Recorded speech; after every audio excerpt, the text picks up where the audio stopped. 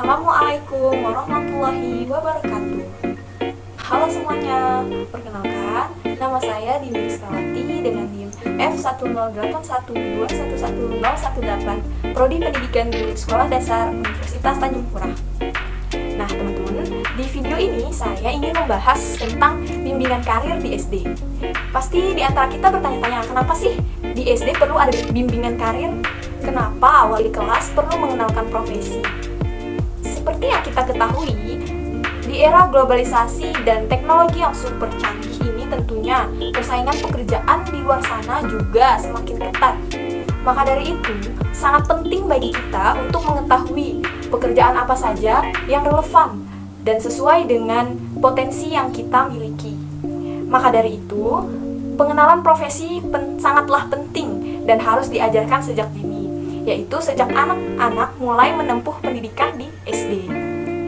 Dari sinilah siswa kita ajak untuk merancang masa depan, mulai dari mengenalkan jenis-jenis profesi yang ada di sekitarnya, mengetahui bakat dan minatnya, mengarahkan kemana ia harus melangkah setelah lulus sekolah, dan tentunya memotivasi siswa agar semangat dalam belajar demi menggapai cita-citanya. Di video ini saya akan membahas mengenai pengertian bimbingan karir, tujuan bimbingan karir di SD, dan teknik bimbingan karir.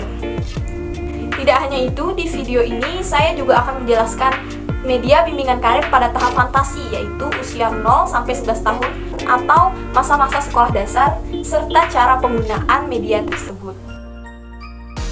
Oke, kita langsung saja masuk ke pembahasan. Yang pertama, yaitu bimbingan karir di sekolah dasar. Apa sih bimbingan karir di sekolah dasar? Jadi teman-teman, bimbingan karir di sekolah dasar adalah suatu proses usaha untuk membantu peserta didik di sekolah dasar tentunya untuk mengenal potensi dirinya seperti bakat, minat, kelebihan, kekurangan, serta mampu memperkenalkan seluk-beluk dunia kerja dan berbagai jenis pekerjaan yang diminatinya sesuai dengan cita-cita peserta didik. Amanah Undang-Undang Dasar 1945 Pasal 27 Ayat 2 menjadi sebagian dasar pemikiran tentang pentingnya layanan bimbingan karir bagi peserta didik di sekolah dasar. Nah, pengenalan wawasan karir sejak usia sekolah dasar merupakan pilihan strategis dalam mempersiapkan generasi yang tangguh dan siap bersaing. Yang kedua, ada tujuan bimbingan karir. Tujuan bimbingan karir di sekolah dasar adalah untuk membantu siswa mengenali macam-macam dan ciri-ciri jenis pekerjaan, menentukan cita-cita dan merencanakan masa depan, mengeksplorasi arah pekerjaan, serta menyesuaikan keterampilan kemampuan dengan jenis pekerjaan. Kemudian yang ketiga ada teknik bimbingan karir. Nah, teknik bimbingan karir ini dapat dilakukan dengan terpadu dalam KBM atau kegiatan belajar mengajar, paket bimbingan karir, pengamatan, bacaan, dan narasumber. Yang pertama, terpadu dalam KBM, artinya bimbingan karir disisipkan dalam pembelajaran di kelas. Yang kedua, paket bimbingan. Nah, paket bimbingan karir ini dikemas berupa modul yang masing-masing paket terdiri dari topik dan subtopik pembahasan. Yang ketiga, pengamatan. Jadi para siswa diajak jalan-jalan menuju suatu tempat. Kemudian di sepanjang jalan mereka diminta mengadakan pengamatan tentang jenis-jenis pekerjaan apa saja yang ditemukan. Bisa juga menugaskan siswa untuk mencari tahu tentang pekerjaan tetangganya, terutama bagi siswa yang tinggal di pemukiman yang heterogen pekerjaan penghuninya. Terus yang keempat, teknik bimbingan karir di SD dapat dilaksanakan dengan cara menyuruh siswa untuk membaca riwayat hidup orang-orang yang berhasil. Yang kelima, narasumber. Wawasan murid tentang dunia pekerjaan dapat diperoleh dengan mendatangkan narasumber ke sekolah untuk berdialog dengan anak-anak. Wira swastawan dan atau pengusaha yang sukses, wartawan, dan profesi lain yang memungkinkan dapat didatangkan ke sekolah seperti dokter, bidan, perawat, tentara, dan polisi. Oke, setelah membahas tentang pengertian, tujuan, serta teknik bimbingan karir tadi, selanjutnya mari kita bahas bagaimana cara memberikan bimbingan karir pada anak usia fantasi. Seperti yang dapat kita lihat di sini, saya mempunyai contoh kartu pengenalan profesi. Jadi, siswa kita berikan kartu-kartu ini sembari kita jelaskan jenis profesi dan apa yang dikerjakan oleh profesi tersebut. Bisa kita lihat bahwa guru yaitu orang yang membagi ilmu, mengajar dan mendidik murid di sekolah. Lalu ada contoh lagi dokter, yaitu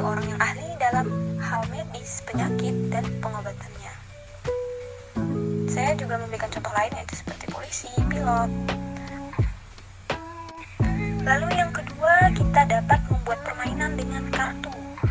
Nah, jadi di sini kita sediakan kartu berukuran besar, berisi kolom-kolom yang bertuliskan siapa, apa, dan di mana. Lalu pada kolom siapa ini kita arahkan kepada peserta didik untuk menempatkan jenis profesi.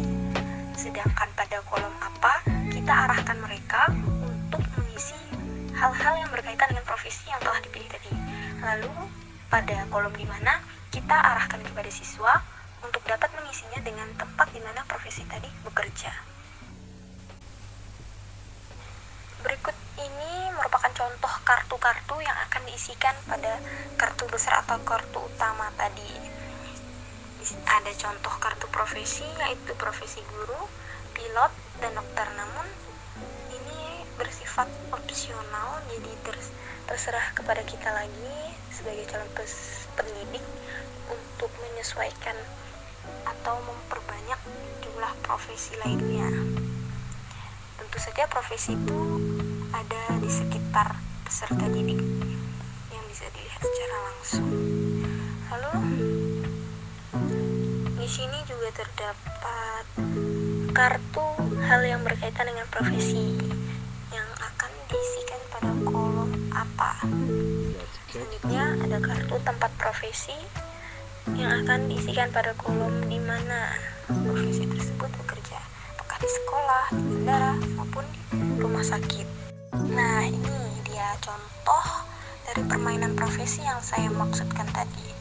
Jadi misalnya kolom siapa diisikan oleh gambar dokter, profesi dokter, lalu apa yang digunakan oleh profesi tersebut dalam bekerja, yaitu ada obat-obatan, suntik, termometer, dan lain-lain.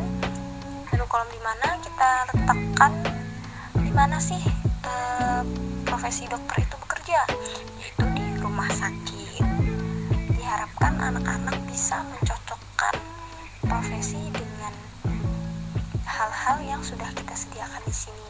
Ini juga dapat membantu mereka untuk mengenali jenis profesi. Lalu setelah peserta didik paham dengan berbagai jenis profesi dan tugas-tugasnya, maka dapat kita berikan kartu pemilihan profesi. Di sini peserta didik diminta untuk memilih profesi yang mereka inginkan sesuai minatnya. Lalu kita arahkan untuk menuliskan namanya dan alasan mengapa sih mereka memilih profesi tersebut. Terus misalnya guru, siapa yang memilih guru dan alasan kenapa sih dia ingin menjadi guru.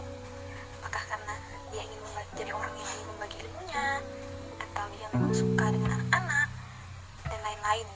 Jadi tugas guru di sini adalah untuk mengidentifikasi alasan, lalu memberikan bimbingan, arahan, penjelasan, tanggung jawab profesi tadi, apa-apa yang harus dilakukan oleh profesi tadi, serta tentunya yang paling penting yaitu memberikan motivasi kepada anak agar dia terus mengembangkan kemampuannya demi mencapai cita-cita yang berawal dari profesi yang mereka pilih ini. Kartu bimbingan karir yang saya buat ini bersifat banyak ya, opsional. Jadi kita tidak hanya membuat satu saja, tapi kita harus membuat beragam sesuai dengan banyaknya profesi. Berikut contohnya ada dokter, polisi, pilot.